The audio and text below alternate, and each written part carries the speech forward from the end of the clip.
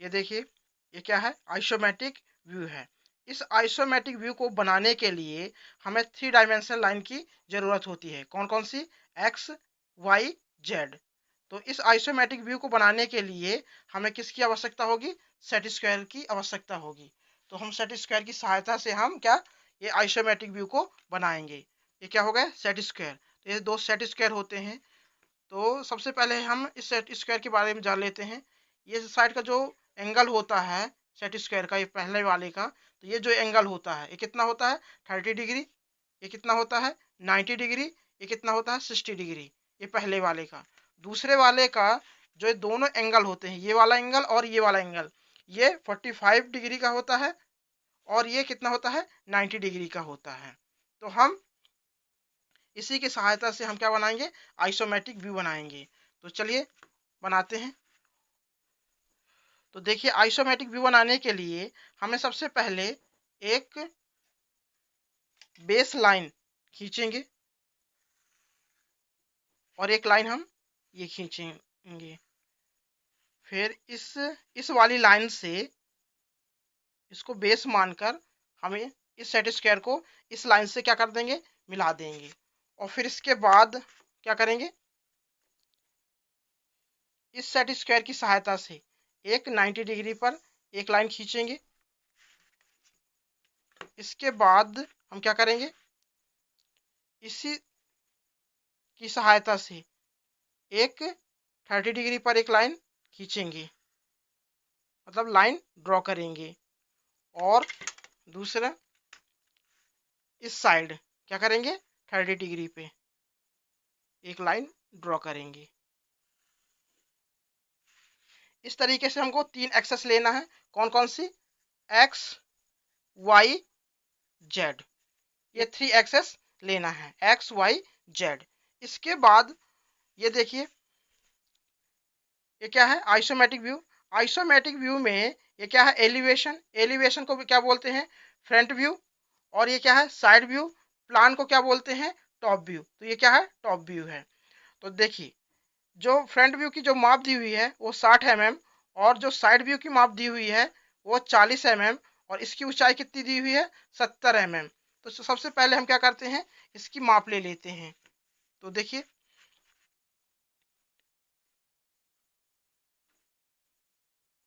Front view की माप कितनी है? 60 mm। तो ये 60 mm पास हम एक पॉइंट ले लेंगे। फिर इसके बाद कितना है? 40 mm साइड की माप। तो साइड की माप में ये 40 mm ले लेंगे। फिर इसके बाद इस सेट स्क्वायर को इस वाली बेस लाइन से मिलाकर रखेंगे एकदम सही तरीके से। और फिर इसके बाद क्या करना है हमको? ये देखिए, एक लाइन हम ये ड्रॉ करेंगे कितने में? 60 mm में। और इसको एक लाइन हम कहाँ ड्रॉ करेंगे? ये जो 40 mm यहाँ से माप लिए थे साइड की माप, तो उसके लिए हम एक लाइन यहाँ पास भी खींचेंगे। फिर इसके बाद सबसे पहले हम क्या करते हैं? माप ले लेते हैं। तो ये ऊंचाई इसकी कितनी है? 70 mm। तो ये 70 mm इसकी ऊंचाई ले लेते हैं। तो ये 70 mm इसकी ये वाली ऊंचाई की माप हो गई। फिर इसके बाद यहाँ पास हम 15 mm की माप ले लेते हैं। तो ये कितना हो गया? यहाँ पास हम क्या करेंगे? 15 mm पास एक ये पॉइंट ले लेंगे। फिर इसके बाद हमको करना क्या है? ये देखिए, इस बेस लाइन पर हम ये सेट स्क्वायर को रख कर क्या करेंगे? सबसे पहले एक लाइन हम ये ड्रॉ करेंगे। ये जो हमको पॉइंट मिला था यहाँ से यहाँ तक की माप जो दी हुई थी 70 mm, तो हम कौन सी लाइन बनाएंगे? ये लाइन बनाएंगे। इसके बाद हमको कौन सी लाइन बनाना है? ये लाइन बनाना है। तो देखिए, इसको कैसे बनाएंगे?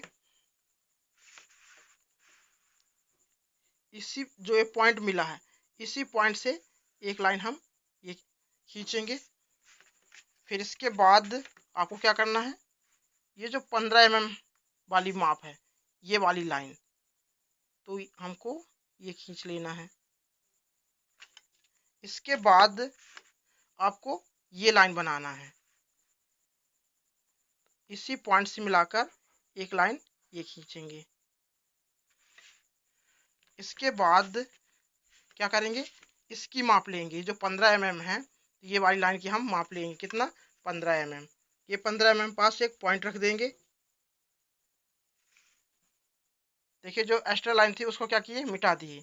अब इसके बाद आपको क्या करना है, ये देखिए एकदम यहाँ से यहाँ तक की जो माप लिए थे कितना ही, 15 mm। इसी पॉइंट से आप ये पॉइंट में से मिलाकर एक लाइन हम ये ड्रॉ करेंगे। इसके बाद क्या करना है, इसके बाद आप लोगों को करना क्या है, ये देखिए ये जो पॉइंट है, ये पॉइंट, इसी पॉइंट से मिलाकर एक लाइन हम ये सीधा खींचेंगे। फिर इसके बाद क्या करना है, ये जो पॉइंट मिला है इसी पॉइंट से एक लाइन इस तरीके से खींचना है। फिर इस पॉइंट से मिलाकर एक लाइन ये खींचना है। फिर क्या करना है, इस पॉइंट से मिलाकर, ये पॉइंट से मिलाकर आपको एक लाइन ये खींचना है। बस पॉइंट टू पॉइंट मिलाते जाइएगा, आपकी पूरी ड्राइंग तैयार हो जाएगी। इसके बाद इस पॉइंट से मिलाकर एक लाइन ये खींचना है। तो इस तरीके से आप लोगों को आइसोमेट्रिक व्यू को तैयार करना है। जो एक्स्ट्रा लाइन होंगी अब हम क्या करेंगे, इसको मिटा देंगे। ये देखिए जो एक्स्ट्रा लाइन थी उसको क्या किए, मिटा दिए। तो इस तरीके से क्या बनेगा, आइसोमेट्रिक व्यू बनेगा। अब क्या करेंगे, इसकी हम माप दर्शाएंगे। तो माप दर्शाने के लिए ये क्या है, रोलर स्केल है। रोलर स्केल की सहायता से हम क्या करेंगे, माप को दर्शाएंगे। तो ये क्या है, एक लाइन ये खींचेंगे और एक लाइन इस तरीके से ये खींचेंगे। और फिर इस लाइन से और इस लाइन की जो दूरी होगी, जो खींचेंगे हम, कितनी होनी चाहिए, कम से कम 8 mm की दूरी होनी चाहिए। ये कौन सी लाइन होती है, विस्तार लाइन होती है और ये विमा लाइन होती है। और यहाँ पास विस्तार लाइन और विमा लाइन इस तरीके से आप लोगों को खींचना है। और यहाँ पास गैप नहीं रखना कि आपको गैप रख देना है, एकदम बिल्कुल इससे टच रहना चाहिए। जो विस्तार लाइन है और विमा लाइन ये दूसरे से टच रहना चाहिए। इसके बाद आपको क्या करना है, एरो हेड बनाना है। तो ये इस तरीके से एरो हेड बनाना है, ये एरो हेड, और एक इस तरीके से आपको एरो हेड को बनाना है।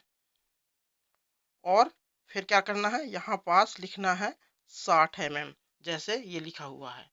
तो इसी तरीके से आप लोगों को क्या करना है, माप को दर्शाना है। तो इसी तरीके से आपको पूरे में माप दर्शाना है, फ्रंट व्यू, साइड व्यू और टॉप व्यू में भी। तो चलिए इसमें हम पूरे में माप दर्शा देते हैं। देखिए इस तरीके से आप लोगों को पूरे में माप दर्शाना है। ये जैसे फ्रंट व्यू की माप, साइड व्यू की माप, और ये टोटल ऊंचाई, ये टॉप व्यू की माप जो दी हुई है ये 15 mm, इसकी ऊंचाई कितनी दी हुई है, 15 mm। तो इस तरीके से आप लोगों को माप दर्शाना है। और यहाँ पास mm नहीं लिखना कि यहाँ पास mm लिखें कि 40 mm, 60 mm, ऐसा नहीं लिखना। यहाँ पास 40 लिखना है और यहाँ 60 लिखना है, यहाँ 70। यहाँ mm नहीं दर्शाना, नीचे दर्शाना है। यहाँ लिख देना है all dimension are in mm। तो इस तरीके से आप लोगों को आइसोमेट्रिक व्यू को तैयार करना है। इस आइसोमेट्रिक व्यू को ऑर्थोग्राफिक प्रोजेक्शन में कैसे बदलते हैं, थर्ड एंगल प्रोजेक्शन में, तो आपको मैं नेक्स्ट वीडियो पर बताऊंगा। तो आज के लिए बस इतना। अगर आप लोगों को मेरी वीडियो पसंद आई है तो लाइक और सब्सक्राइब करना मत भूलिएगा। मैं आप लोगों के लिए इंजीनियरिंग ड्राइंग की क्लास स्टार्ट कर चुका हूँ। तो आप लोगों को सबसे पहले आइसोमेट्रिक व्यू सिखाऊंगा, फिर आइसोमेट्रिक व्यू से ऑर्थोग्राफिक में कैसे बदलते हैं, थर्ड एंगल और फर्स्ट एंगल में। फिर इसके बाद आपको पेंटागन, हेप्टागन, अक्षरांकन, स्केल, जितना बार इंजीनियरिंग ड्राइंग में परीक्षा में पूछा जाता है वो आप लोगों को मैं सब बताने की कोशिश करूंगा। और मुझे कमेंट करके जरूर बताइएगा कि आप लोगों की वीडियो कैसी लगी। पूरी वीडियो देखने के लिए बहुत बहुत धन्यवाद। जय हिंद।